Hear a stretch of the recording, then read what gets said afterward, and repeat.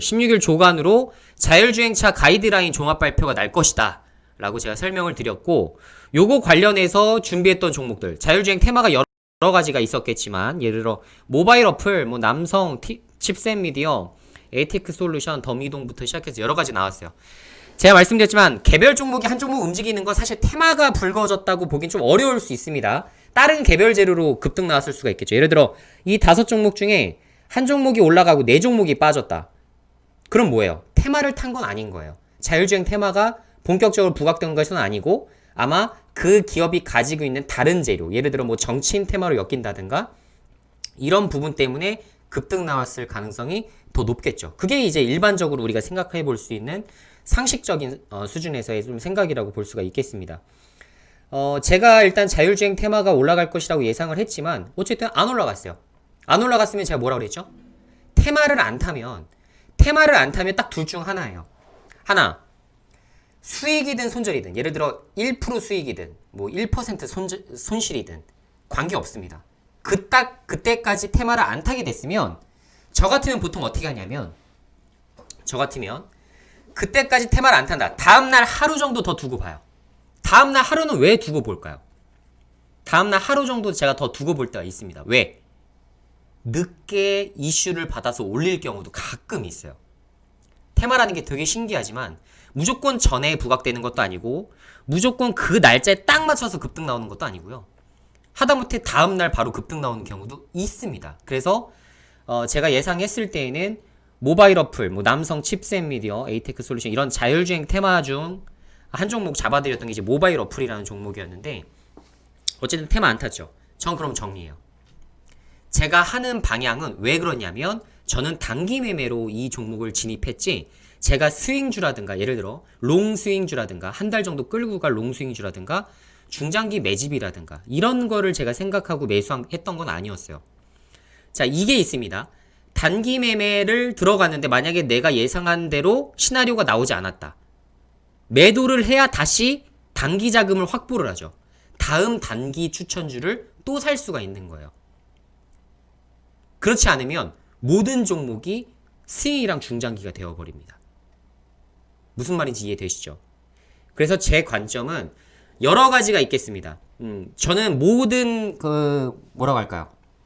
여러분들의 모든 선택에 대해서 자기가 이제 책임을 져야 되는 거예요. 자기가 책임을 져야 되는데, 여러분들의 선택이 어땠든지 간에, 예를 들어서 요런 것들, 요것도 마찬가지. 자, 컨테이너선 종합운임지수 최고치 경신했죠. 제가 유럽 항로, 미주 운임, 최대 수혜자 한 종목씩 딱 뽑아드렸죠. 그죠? 뭘 사야 되는지 제가 두 종목 정확하게 콕 집어드렸던 게 대한해운과 HMM이었습니다. 두 종목. 왜? 관련해서 수혜주가 충분히 부각될 수가 있으니까. 거기다가 말씀드린 대로 HM도 차트 다지는 구간, 요게 차트 다지는 구간이에요, 여러분들. 요렇게 박스권에서 맴도는 게 차트 다지는 구간입니다. 여기서 이제 박스권 돌파하게 되면 이쯤에서 다시 매도했다가 다시 박스권으로 회비하게 되면 또 한 번 기회를 줄 수가 있는 거고요. 그러니까 이런 매매를 계속 해나갈 수가 있어요. 근데 자, 이런 게 있겠죠. 컨테이너선 종합운임지수라든가 뭐 유럽 항로라든가 미주운임 강세 자체가 장기적으로 계속 갈 가능성이 높다라고 판단이 되시면, 그분들은 중장기 관점으로 처음부터 투자를 하는 거고요. 저는 제가 말씀드렸다시피, 그러니까 이거를 중장기로 들고 간다고 전 나쁘다고 말씀드리는 게 아닙니다. 저 같은 경우는 단기로 들어갈 건지, 아니면 예를 들어 이게 스윙 관점, 스윙은 제가 항상 롱 스윙까지 열어두거든요. 롱 스윙은 한 달, 그냥 제 기준에선 스윙은 1, 2주라고 친다면 롱 스윙은 제가 최대 한 달까지도 보는 종목들을 이야기해요. 자, 1개월까지 제가 들고 갈 생각으로 처음부터 샀다면 그냥 들고 가면 되는 거예요. 마이너스 5%가 됐든 뭐 하든 간에 그러면 추매를 할 구간만 내가 생각하면 되겠다. 왜? 난 최대 1개월을 목표로 이 종목을 사겠다고 처음부터 그렇게 계획을 하고 들어간 거니까. 플랜 자체가 그렇기 때문에 그렇게 가도 상관없어요. 그쵸? 근데 단기일 땐 얘기가 달라진다는 이야기입니다, 여러분들. 단기이기 때문에 그 단기의 성격을 딱 지켜주는 게 제 투자의 스타일상 딱 정리를 해버려요. VIP든 뭐든 관계없습니다, 저는. 관계없어요. 마이너스 1%든 마이너스 2%든 전 무조건 정리입니다.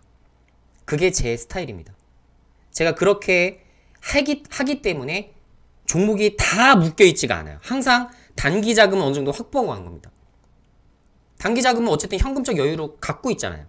그렇기 때문에 현금을 또 보유하고 또 다음 괜찮은 테마, 단기적으로 예를 들어 이거 목요일까지 딱 끝나는 테마, 예를 들어 금요일까지 딱 끝나는 테마, 그러면 금요일까지 또 그거 보고서 또 들어가는 거예요.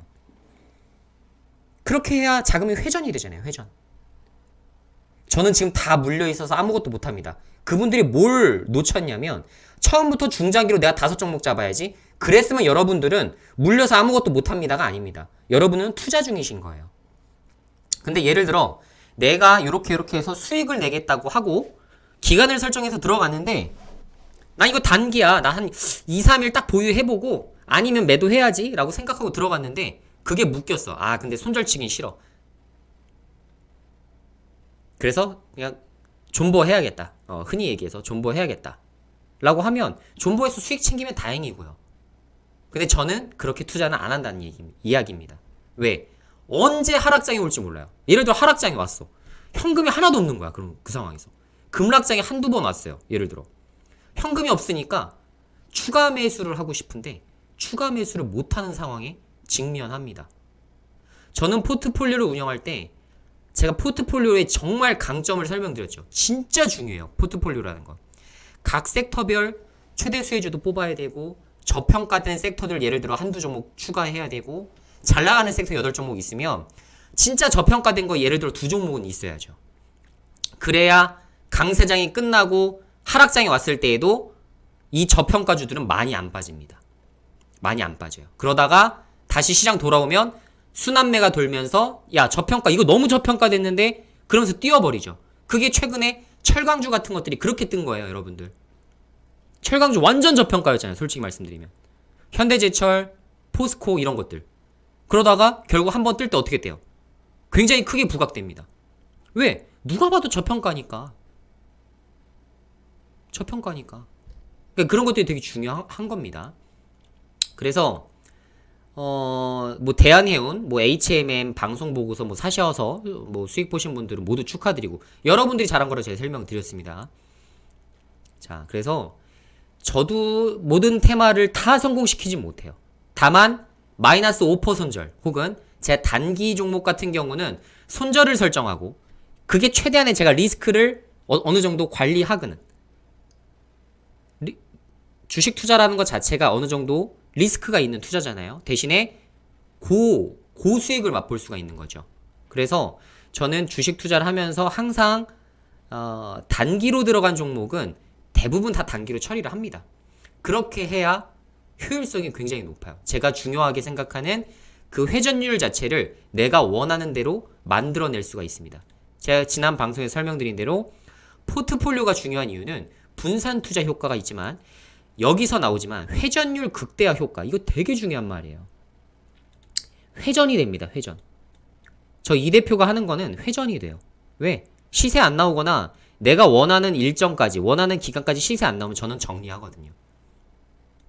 정리해요. 그게 제 스타일이라고요. 제 VIP와도 똑같아요. 제가 단기 종목만큼은 잦은 손절을 합니다. 아마 저랑 함께 하신 분들은 아실 거예요. 제가 단기 매매를 이거 완전 단타입니다라고 하는 것들이 간혹 있는데 그런 것들은 웬만하면 손절 쳐버려요. 그냥 뒤도 안 돌아봅니다. 저는 그 손절 이거 뭐 마이너스 예를 들어 투자금 크신 분들은 저 뭐 80만원 손실인데 1, 2%인데도 80만원 손실. 그래도 그거 손절로 끝내는 게 낫습니다. 왜? 앞으로 기대해볼 만한 모멘텀 자체가 줄어드는 건 사실인데 굳이 그 종목에 내가 얼매여서 다른 좋은 종목이 나타났음에도 불구하고 못 잡는 상황을 미연에 방지하는 거죠. 미연에 방지하는 겁니다. 그게 제 스타일의 리딩이에요. 자, 그래서 꼭 어떤 게 정답이라고 제가 말씀드리지 않습니다. 하지만 제 생각에는 자기가 본인이 철저하게 종목에 대해서 관리할 수 있다는 방법이 있어요. 자, 단기 종목은 명심하셔야 될 게 일정 이벤트, 그러니까 제가 말씀드리는 이 선뉴스 일정이 끝난다. 테마탈 만한 선뉴스 일정이 끝났음에도 불구하고 만약에 시세가 나오지 않았다면 두 가지입니다. 두 가지. 손절할 것이냐, 적절한 시점에서 추가 매수할 것이냐. 추가 매수해도 상관없겠죠.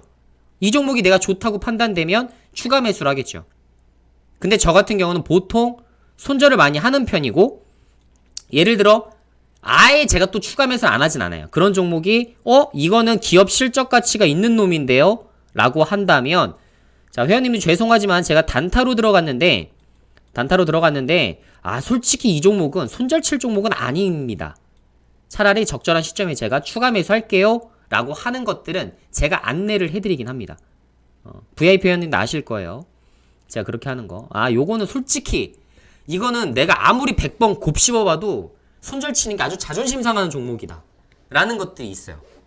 그런 것들에 한해서는 제가 단타라고 할지라도 차라리 그냥 스윙으로 끌고 가면서 우리 추가 매수해서 차라리 빠져나오자, 혹은 아니면 수익을 보자, 이렇게 말씀을 드리는 종목들이 있습니다. 그래서 그런 식으로 끌고 가는 게 저의 매매 스타일이다라고 생각하시면 될 것 같아요.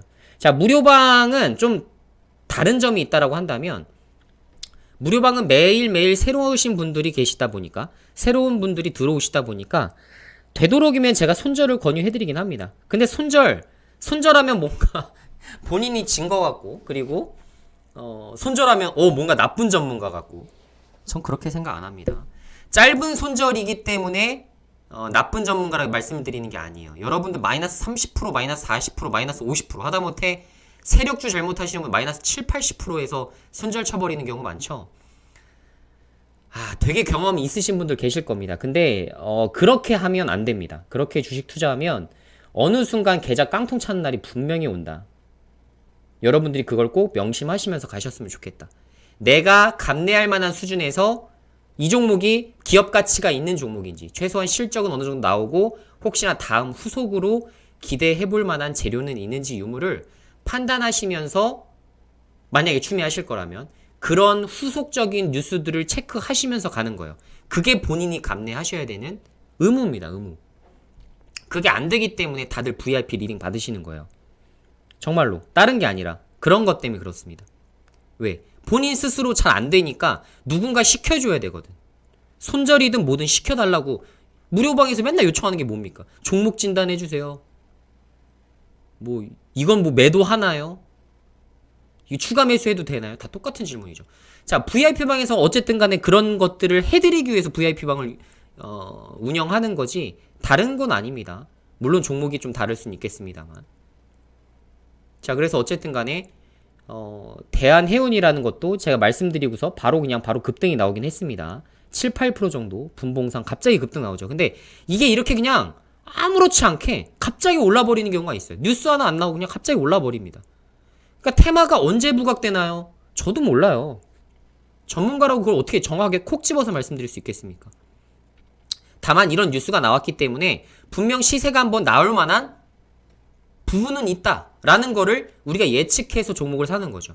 그리고 손절을 잡고서 예를 들어 손절 3%다. 그럼 손절 3%만 딱 잡고서 내가 한 8%, 5%, 10% 이렇게 수익 나면 팔아야지 라는 생각으로 투자하는 게 단기 투자죠. 단기 투자. 그렇지 않습니까?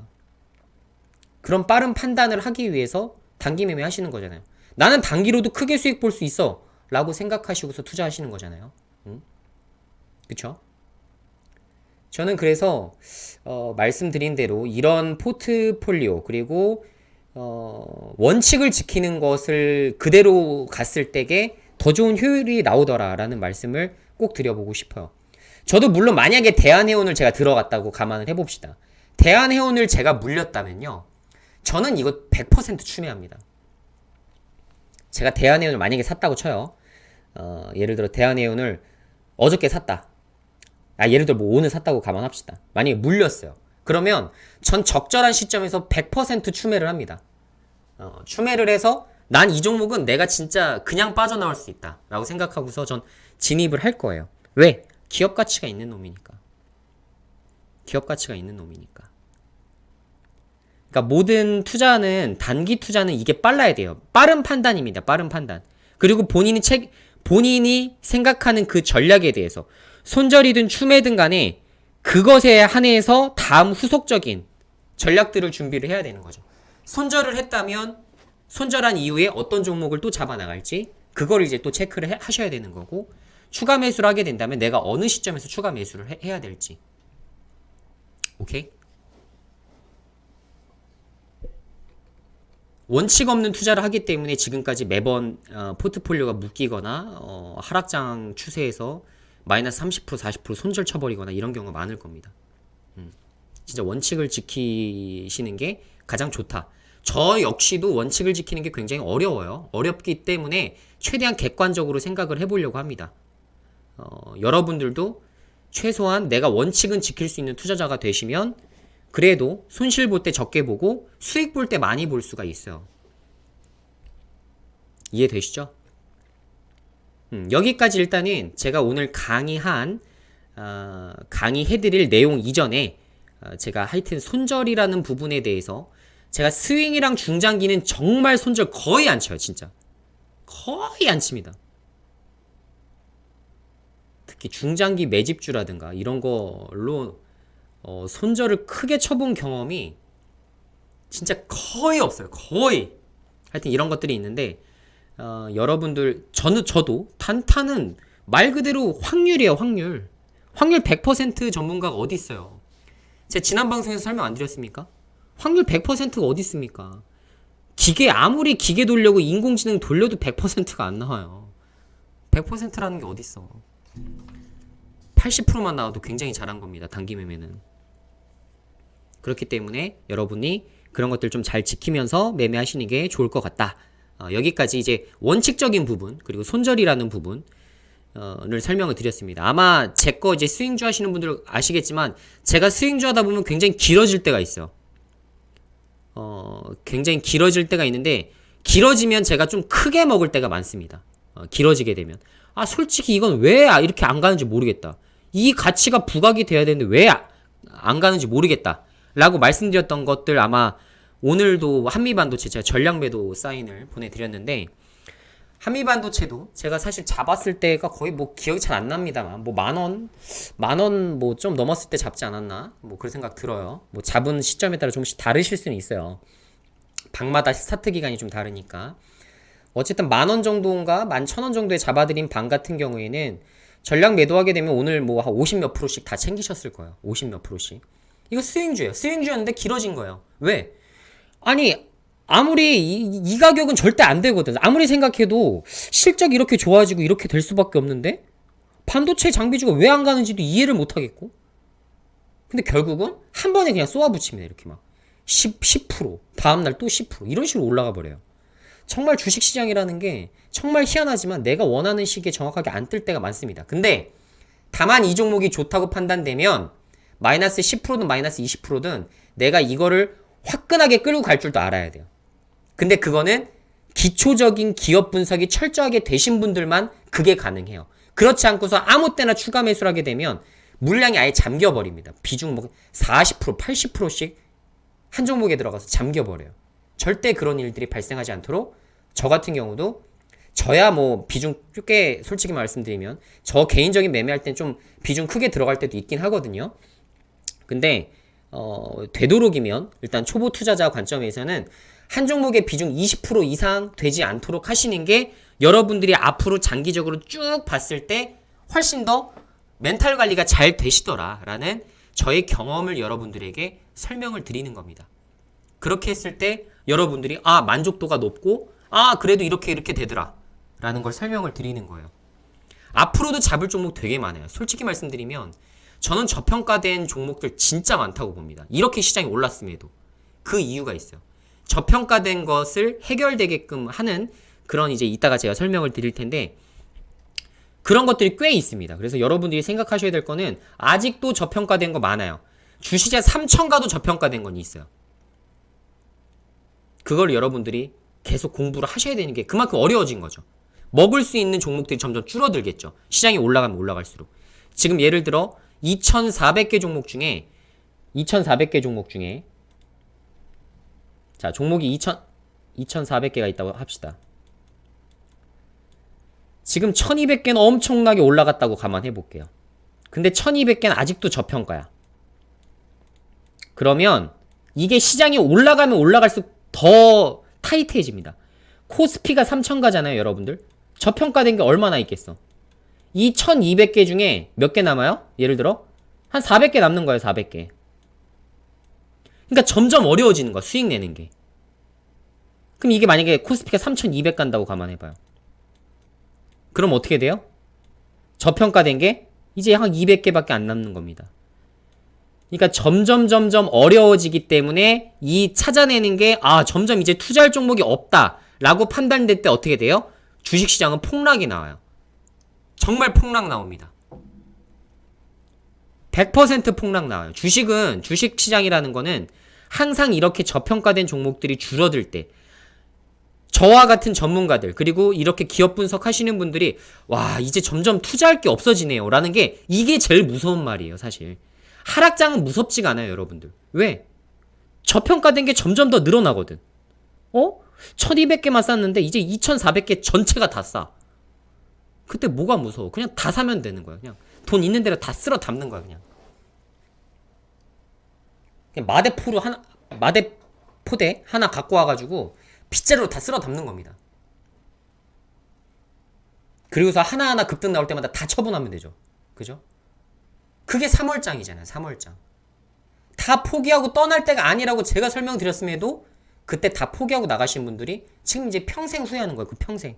그리고 언제 들어온지 아세요? 코스피 3000 찍으면 들어와요. 그분들이. 지금 비트코인 2500만원 갔다가 지금 뛰어드시는 분들이랑 크게 다를 바가 없습니다. 여러분들 모든 것은요, 모든 투자는 쌀 때 사셔야 돼요. 그래서 지금 코스피 3000 가기 전에 차라리 지금이라도 사셔라. 좋은 종목들 저평가된 거 지금이라도 담으라고 말씀을 드리는 겁니다.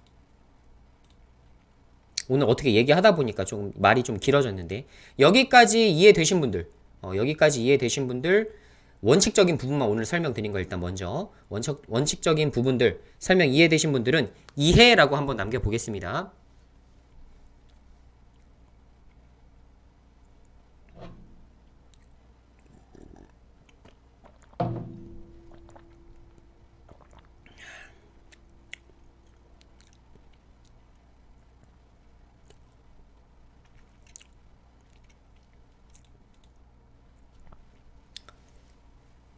네, 좋습니다. 네, 이해라고 남기신 분들, 네, 잘하셨어요. 네, 잘 듣고 계시죠? 자, 일단 벌써 방송 350명 듣고 있네요. 350명. 제가 사실 이거 VIP 방에만 다 오픈해도 아시겠지만 한 600명, 700명 봅니다. 근데 제가 이제 앞으로 VIP 단독 방송을 진행을 하려고 하기 때문에 아마 정말 여러분들이 정말로 만족하실 만한 컨텐츠 위주로 많이 제가 제작을 할 겁니다. 그래서 공부를 시켜드리는 거를 주 목적으로 하려고 해요. 뭐 비싼 가입비는 아니지만 어쨌든 뭐 비싼 가입비 내고 들어왔다고 감안합시다. 그 비싼 가입비를 최소한 10배라도 뽑아낼 수 있는 그런 영상을 만들어 볼까 합니다. 그래서 오늘 다행히 제 웹캠이 왔기 때문에 아마 이제 얼굴을 내놓고 이제 방송을 가능할 것 같아요. 그래서 여러분들이랑 조금 더 좋은 내용 그리고 VIP 회원님들이 저한테 이제 요청 주시는 거 예를 들어 한 VIP 회원님이 이런 의견을 주셨어요. 마이너스 20% 물린 종목이 있다. 예를 들어 마이너스 30% 물린 종목이 있는데 혹시나 이런 종목을 좀 효율적으로 빠져나올 수 있는 방법이 있는지 이런 거를 좀 요청을 해주셨는데 이런 거 아이디어가 너무 좋은 것 같아요. 저라고 마이너스 30% 없겠어요? 마이너스 30%난 종목이 없겠습니까? 있습니다. 마이너스 30%? 그게 마이너스 35%까지 갔었나? 정확하게 기억은 안 나는데 하여튼 최근에 그런 종목도 지금 마이너스 10% 이내로 들어왔죠 지금. 그러니까 이게 뭐가 문제냐면 제가 항상 느끼는 거지만 이건 절대 손실 볼 종목이 아니거든. 그게 전문가의 확신이 있기 때문에 제가 끌고 가라고 말씀을 드리는 거거든요. 특히 저 같은 경우는 전 절대로 실적이 없는 종목을 아주 뭐라고 할까요? 무대뽀로 끌고 가거나 그러지 않습니다. 제가 대부분 투자하는 종목들이 다 실적이 나와요. 물론 테마주 성격으로 들어가는 종목들도 있죠. 그런 것들은 제가 차라리 잘라낼지언정 실적 좋고 그리고 앞으로 실적 분석 다 해봤는데 앞으로 더 좋아져. 이걸 뭐하러 걱정을 합니까? 이런 것들은 사실 적절한 시점에서 추가 매수를 하든 아니면 비중 너무 실릴 것 같으면 그냥 기존 보유 물량만 끌고 가든 제가 이렇게 해서 수익 낸 종목들이 정말 한두 개가 아니기 때문에 그래서 자신 있게 설명을 드리는 겁니다. 점 있고 끌고 가셔라. 제가 원래 점이드란 말 안 하죠. 크게 물린 종목들 점 있고 끌고 가라는 말씀 가끔 드릴 때 있습니다. 그만큼 확신이 있기 때문에 여러분들에게 손절이라는 걸 말씀을 안 드리는 거예요. 그래서 하여튼 그런 것들이 있다. 제가 오늘 뉴스를 하나 본 것 중에 이게 속보 뉴스예요. 속보 뉴스. 오늘 나온 겁니다. 오늘. 속보 뉴스니까 당연히 오늘 나왔겠죠. 자, 홍남기가 경제 영토 확장을 위해 RCEP 조기 발효 혹은 CPTPP 가입을 검토하겠다라는 부분을 이야기를 했습니다. 자, 이거를 여러분들이 빠르게 캐치하셔야 돼요. 전 이거 되게 크다고 본 거예요. 재료로 따지면 별표 한 4개? 4개 정도 됩니다. 제가 이제 별표 3개, 4개, 5개 이렇게 중요도 체크해드리잖아요. 이게 별표 4개는 돼요. 최소 별표 4개입니다. 크게 보면 별표 5개도 될 수 있을 것 같아요. 장기적으로 봤을 때. 정말 큽니다. 여러분들 이런 걸 좀 아셔야 돼요. 그래서 이게 되게 중요한 내용이라고 판단돼서 제가 갖고 와 본 거예요. 속보로 나왔습니다. 속보. 자, 여기서는 뭘 아셔야 되냐면 일단 모든 주식 투자는 제가 뭐라고 그랬죠? 첫 번째는 기대감. 자, 꿈을 먹고 산다. 주식은 꿈을 먹고 살기 때문에 첫 번째는 기대감으로 인한 급등이 한번 나오는 경우가 있고 두 번째는 그 팩트가 현실이 되었을 때 한 번 더 나온다. 무슨 말이냐면 자, 조기 발효 될 수도 있고 안 될 수도 있죠. 그죠? 조기 발효 될 수도 있고 안 될 수도 있어요. 될 수도 있다. 이미 조기 발효를 검토해보고 있다라는 이 1차 기대감이 일단 형성이 됐어요. 1차 기대감이 형성됐죠. 그러면 관련된 종목들이나 이런 것들이 올라갈 수가 있어요. 자, 1차적으로 올라갈 수가 있고 2차는 제가 말씀드렸죠. 팩트 체크. 결정이 되거나 혹은 3차로 봤어요. 그래, 한 3가지로 봅시다. 1차 기대감, 2차는 결정. 조기 발효 하겠다! 검토한 거 끝나고 확정! 혹은 뭐 CPTPP 가입! 확정. 이렇게 됐을 때 결정 시기에 맞춰서 한번 올라갈 수가 있고 세 번째는 뭐다? 그것에 관련된 종목들 혹은 그러한 섹터들이 실제로 실적이 증가가 되었을 때 세 번째 파동이 나옵니다. 1차, 2차, 3차 파동이 나와요. 기대감, 팩트, 그리고 실적. 이 세 가지. 이 세 가지를 만족시키는 테마, 뉴스 이런 것들이 많지가 않아요, 여러분들. 여러분이 생각하시는 것만큼 많지가 않습니다. 그래서 제가 별표 4개, 별표 5개까지도 볼 수 있는 테마다 라고 설명을 드리는 거예요. 사실 테마라고 얘기하기도 좀 애매하긴 합니다만 어쨌든 테마로 봤을 때에는 그렇다라는 거를 여러분이 아실 수 있을 것 같아요.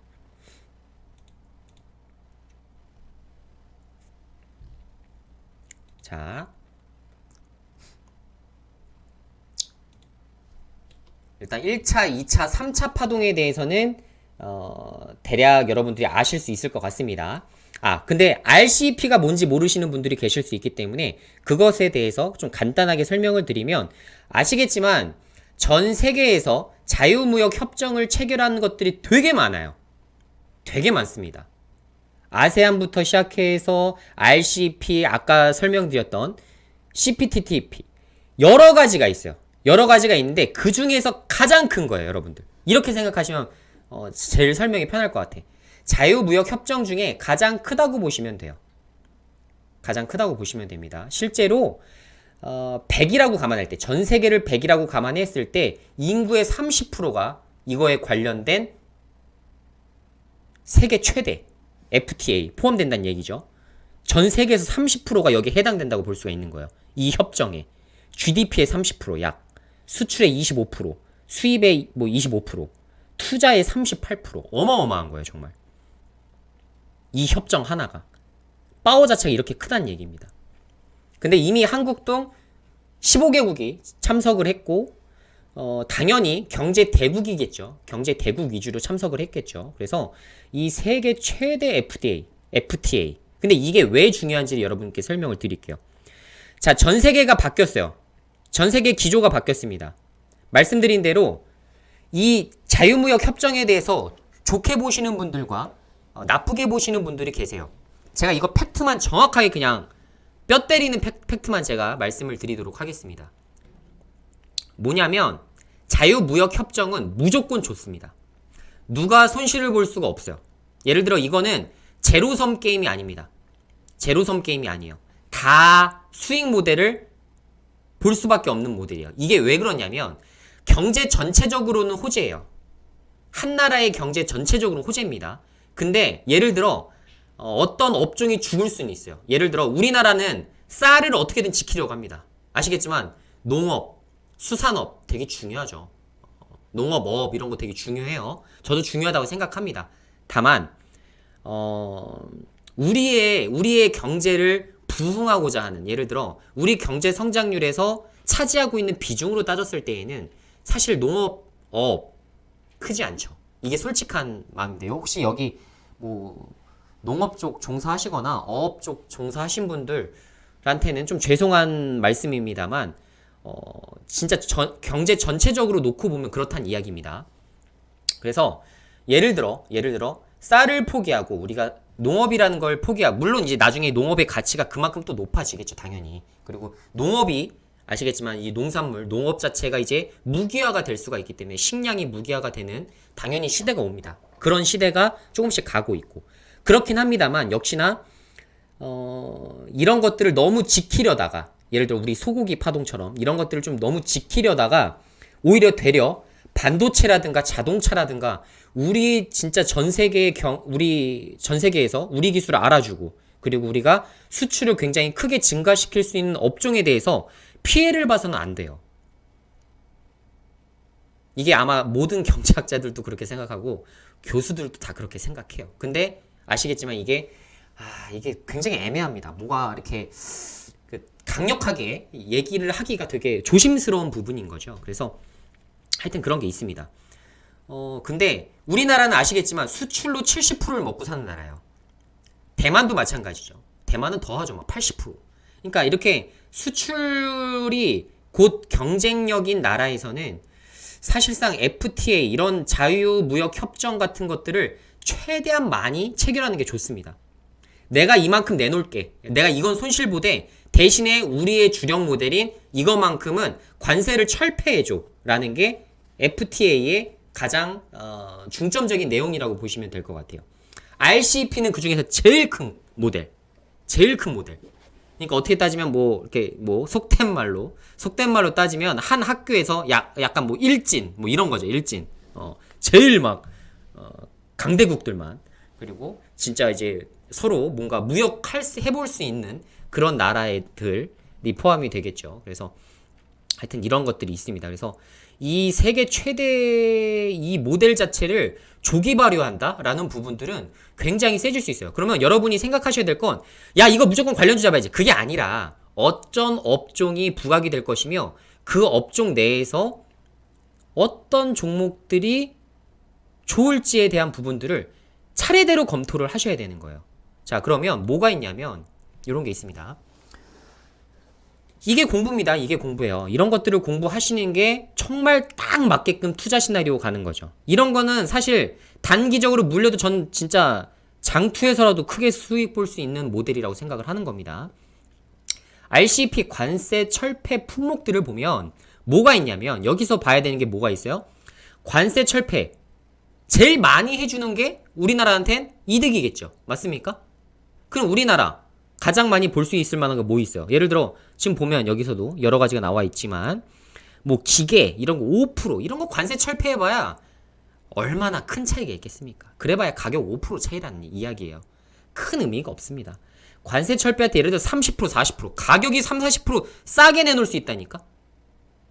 가격 경쟁력이 생기는 거죠. 판매량이 증가되겠죠. 그죠? 예를 들어 40% 관세가 철폐돼. 그럼 어떻게 되겠어? 예를 들어 난 가격을 20%만 낮추고 20% 낮은 가격에 시장에 내놨다고 감안해보세요. 불티나게 팔리겠죠, 여러분들. 거기다가 40% 중에 20%만 가격 낮췄기 때문에 이익률도 20%가 증가됩니다. 판매량도 20% 증가되는데 예를 들어 이익률도 20% 증가돼. 얼마나 좋아요. 기업의 실적이 정말 전반적으로 크게 좋아질 수밖에 없습니다. 정말 그렇습니다. 그래서 관세가 많이 철폐되는 거 위주로 여러분들이 체크를 하시는 게 아주 합리적이고 상식적인 투자가 되겠죠. 예를 들어 5% 크진 않습니다. 20%면 또 얘기가 달라지죠. 그죠? 20%. 특히나 철강 같은 경우는 여러분이 아셔야겠지만 철강 같은 경우는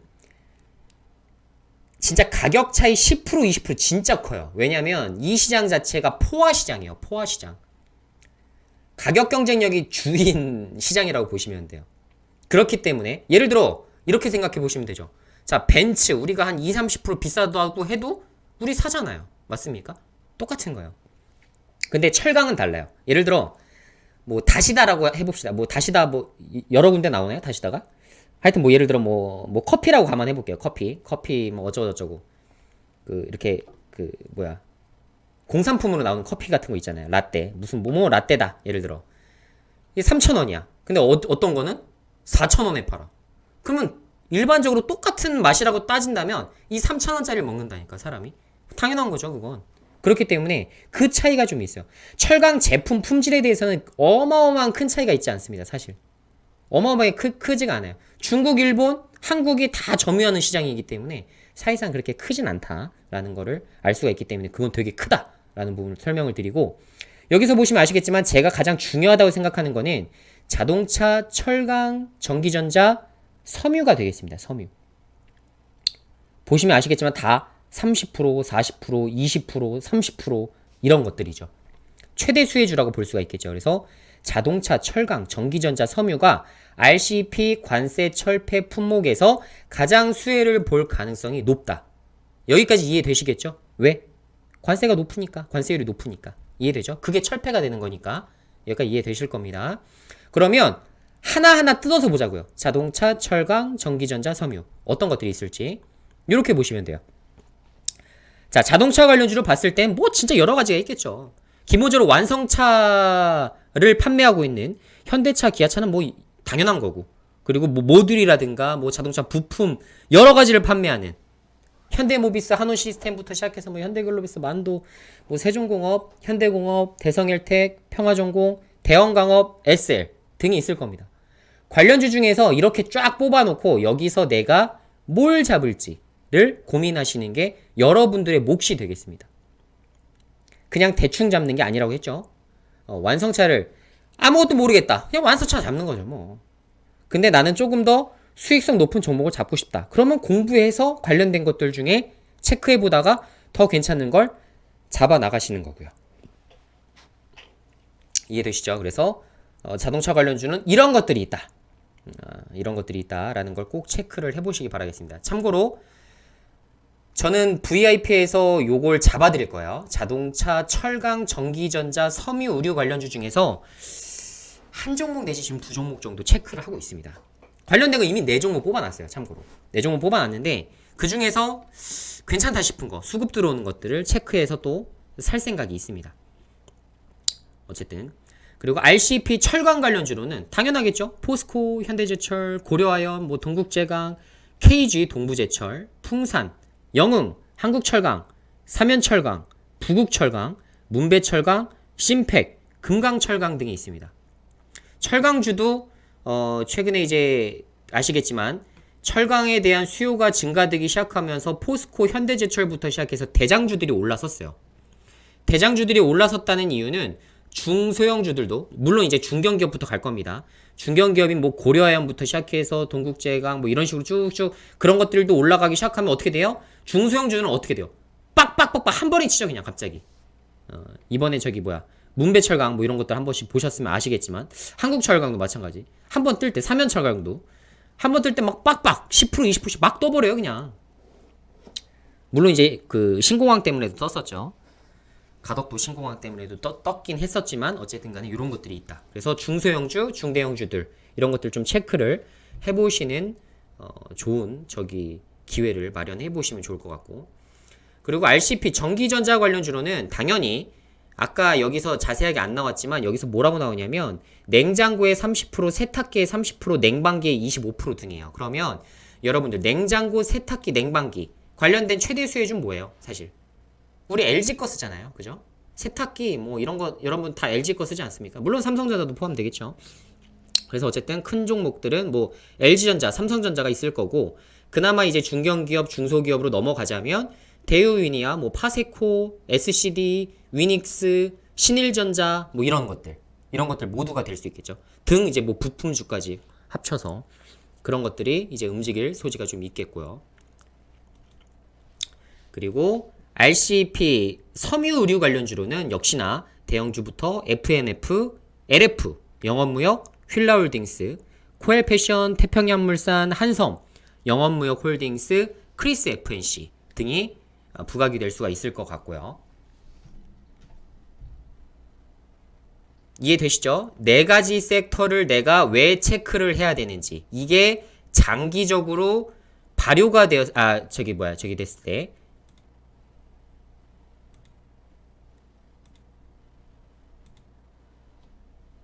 조기 발효가 되고 그리고 CPTPP까지 가입이 검토되는 이 두 가지 시기에 맞춰서 기대감과 팩트와 그리고 말씀드린 대로 실적까지 이어지게 될 경우 더 크게 세 번째 파동까지도 이어질 수 있다. 그래서 우리가 이 네 가지 섹터는 좀 유념 있게 보셔야 되고, 이 중에서 끼 있는 중소형주들은 한 번에 크게 부각될 여지가 높다라고 생각을 하시면 될 것 같습니다. 자, 그 중에서 오늘 그래도 무료 저기를 한 번씩 들어오셨으니까, 무료 방송을 한번 들어오셨으니까 제가 선물로 한 섹터는 제가 보고 있는 최대 수혜주를 하나 공개를 좀 해드리도록 할게요. 자, VIP방은 예외입니다. VIP방은 어차피 제가 다 공개해드릴 거예요. 네 종목 다. 그러니까 무료에서만 말씀을 해주시면 될 것 같습니다. 예를 들어, 자, 1번 자동차. 자, 1번 자동차, 2번 철강, 3번 전기전자, 4번 섬유. 나는 이쪽 최대 수혜주를 알고 싶다라고 생각하는 번호를 남기세요. 1번 자동차, 2번 전기전자, 3번 철강, 4번 섬유. 자, 어떤 거 할까요? 어떤 거? 그냥 다수결로 할게요. 이거는 다수결로 최대 수혜주 하나 공개하겠습니다. 제가 방이 여러 개니까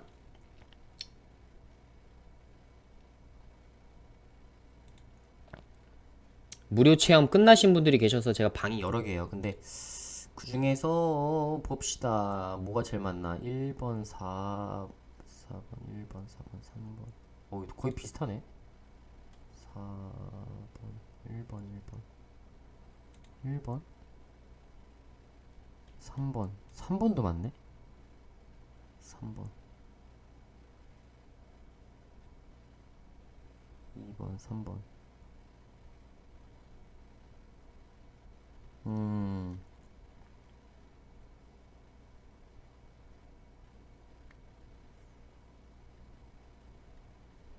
오케이. 끝. 됐습니다. 자, 1번이 제일 많네요. 제가 지금 세어보니까 1번이 제일 많아요. 1번이 제일 많아요. VIP만 남기지 말라니까 VIP만 왜 남겼어요? 다 오픈해드린다니까. 걱정하지 마실라니까. 관련주 어차피 다 잡아드릴 거라니까. 일단은 1번이 제일 많기 때문에 자동차 관련주 제일 좋게 보는 거 말씀을 드리겠습니다. 자, 제일 좋게 보는 거 뭐냐면요, 현대공업입니다. 현대공업입니다. 현대공업 제일 좋은 시점이 있어요. 모든 관련주 중에 제가 말씀드렸지만 현대차, 기아차라는 완성차를 제외하고는 지금 뭐 차트상 그리고 끼 있는 종목, 당연히 끼가 있어야 돼요. 끼라는 건 한 번에 시세 분출될 때 크게 나올 수 있을 만한 여지가 있어야 됩니다. 그리고 더 지켜볼 만한 단기 재료를 더 겸비하고 있는지도 중요하겠죠.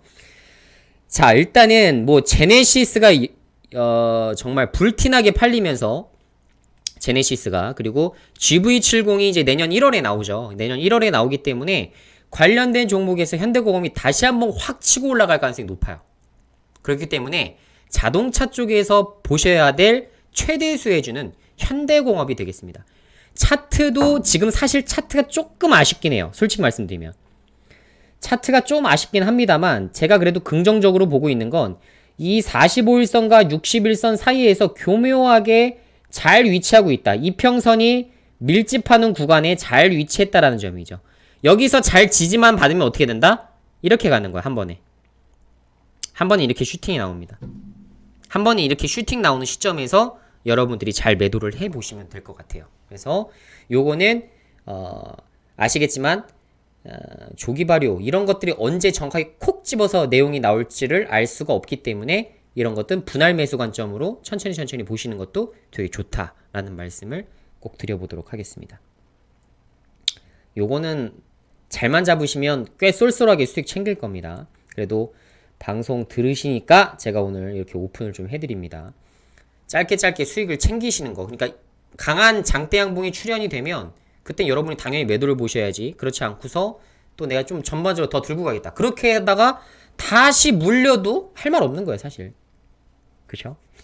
그래서 적당한 시점에서는 무료 방에서는 제가 여러분들이 똑같이 말씀드리지만 VIP는 어차피 매도가를 잡아드니까 상관이 없는데 무료 방에 계신 분들이 예를 들어 5% 수익 나왔음에도 불구하고 난 더 끌고 가겠다 하다가 물려놓고 나중에 또 문의가 와요.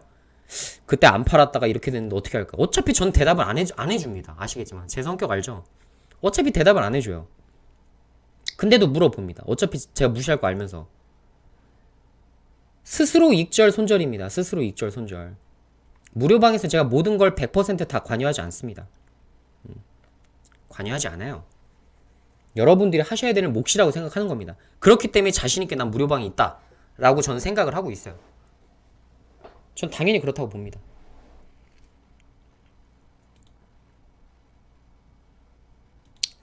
자, 어쨌든 간에 오늘 이렇게 VIP 한미반도체 전략 매도 사인을 정확하게 내드리면서 저점에서 잘 매수했던 분들이 57%, 54%, 53%또 챙겼어요.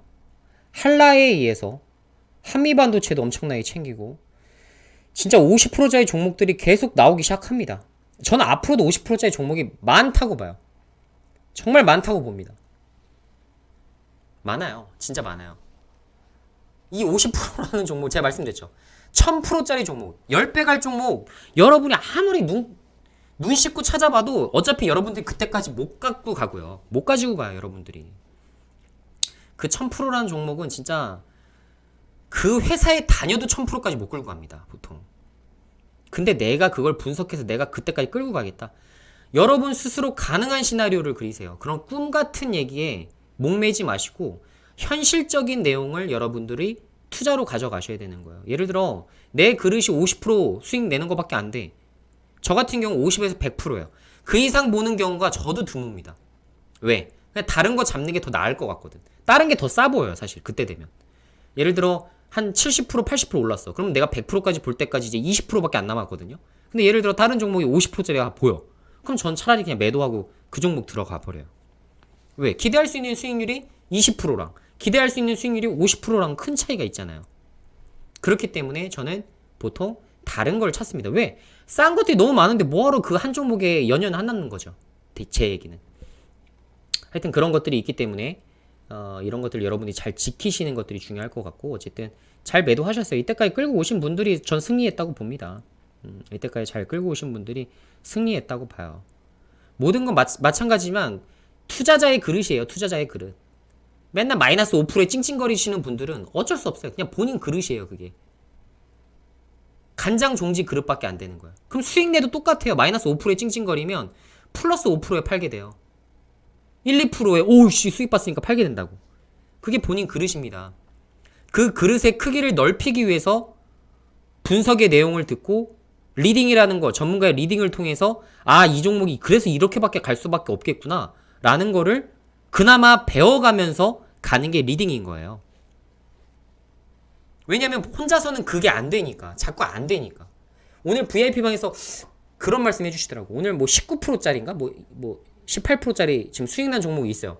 매도를 안 했어요. 제가 매도를 안 시켜드리잖아요. 웬만하면. 그러니까 18% 수익을 보고 있는데 평소 같으면 이미 다 파셨을 거예요. 그분. 근데 전 이해합니다. 왜? 주식을 그렇게 배웠고 혹은 그렇게 내가 홀로 시장에서 그렇게 생각을 했기 때문에. 근데 그거는 왜 그러냐면 내가 이 종목에 대한 확신이 없었기 때문에 5% 이런 거에서 팔고 18%면 되게 높은 수익 같지만 사실상 별거 아니거든요. 사실상 별거 아니에요. 이게 습관이 안 되어 있어서 그렇습니다. 근데 제가 팔지 말라고 하니까 팔란 얘기가 없으니까 들고 가는 거야, 그분들. 근데 그게 됩니다. 손가락이 간질간질하대요. 근데도 돼요.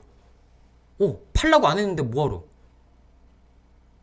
그걸 지켜주시는 거예요. 그 약속을. 그 약속을 지켜주시니까 저도 더 신뢰도 있게 분석한 내용들을 올려드리고, 이거는 좀 더 볼 수 있습니다. 왜? 그 근거가 뭐냐면 설명드릴 수가 있는 거죠. 되게 중요합니다, 여러분들. 여러분들 중요해요. 제가 실리콘 웍스에 대해서 중요하다고 설명을 드렸잖아요.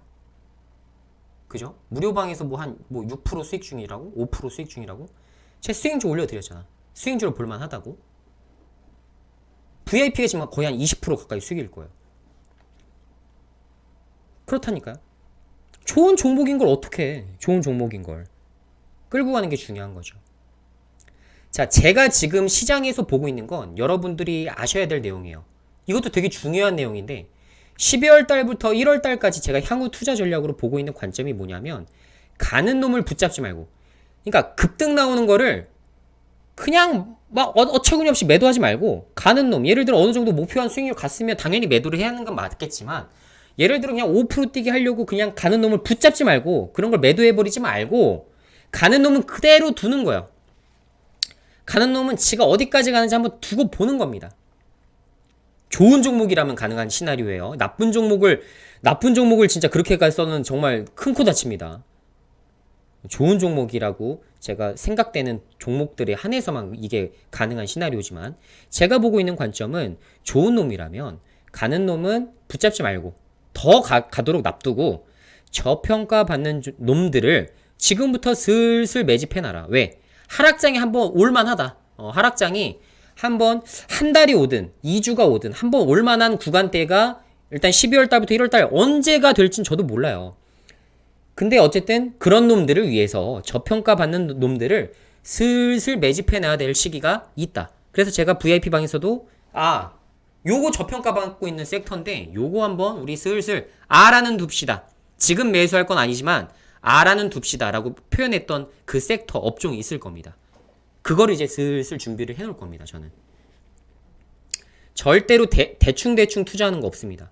확실하게 그런 것들을 분석을 해놨으면 이렇게 실적이 좋아지는데 왜 저평가야? 이해가 안 되는 순간부터 그 저평가된 요인이 뭔지를 분석해놨다면, 그 요인이 해석이 된다면, 예를 들어 이 저평가된 섹터가 고평가를 받으려면 뭐가 충족해야 되냐? 첫 번째, 실적이 대폭적으로 호전돼야 됩니다. 예를 들어 1000억 벌던 회사가 1500억을 벌어야 돼요. 그럼 뭐예요? 실적이 50%나 좋아졌어? 야, 이거 이제 만년 저평가 아니야? 야, 이거 고성장 섹터야. 이거 매수해야 됩니다. 라고 하시는 분들이 많겠죠. 그런 투자자가 늘어나면 어떻게 돼요? 주가가 올라간다는 이야기입니다. 올라가요. 당연하겠지. 실적이 좋아지는데 왜 안 가요? 언젠가 한번 강하게 올라간다니까? 건설 다 무시했었다고, 솔직히 말씀드리면. 건설을 누가 봐? 건설을 누가 봐요? 유일하게 봤던 전문가가 저죠. 진짜로 건설 유일하게 제가 밀었습니다. 건설에 안 갈 수가 없다. 부동산 경기가 이렇게 좋은데 왜? 갈 수밖에 없다. 건설 잡아놔야 된다. 건설 계속 설명드렸던 게 결국 가지 않습니까? 미리미리 잡아놓으면 20% 가든 30% 가든 아이씨 진짜 신경 꺼버리고 더 가겠지. 내비 두는 거예요. 알아서 지가 돈을 잘 벌어다 주는데 뭐하러 그걸 팔아.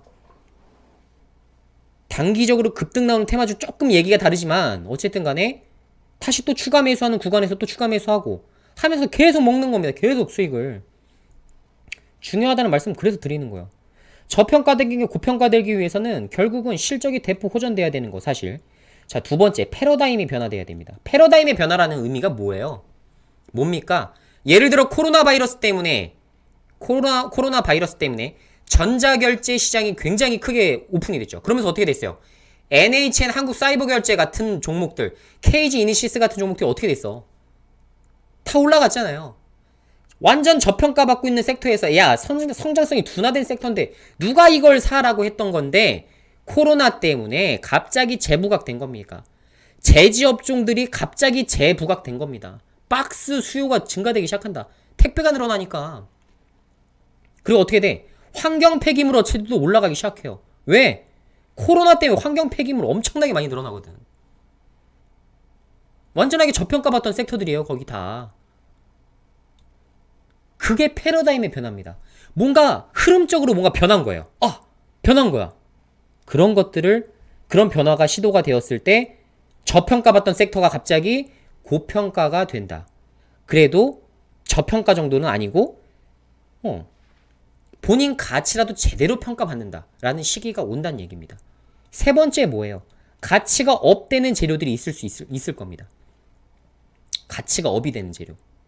제가 건설을 높게 봤던 이유가 지금 최근에 했던 것들이 다 재밌어요.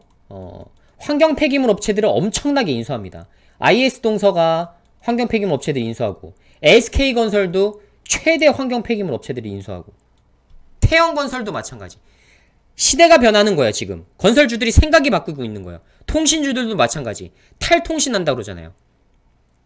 가치가 업되는 재료, 패러다임의 변화 적절하게 섞여 나가면서 거기다가 플러스 알파로 개별적인 재료가 있으면 저평가받던 놈들이 다 고평가받습니다. 그때 두세 배 수익 볼 수 있는 종목들이 툭툭 튀어나오는 거예요. 툭툭. 그냥 5% 먹고 팔 종목이 아니라 5% 팔았더니 야 2배가 가네.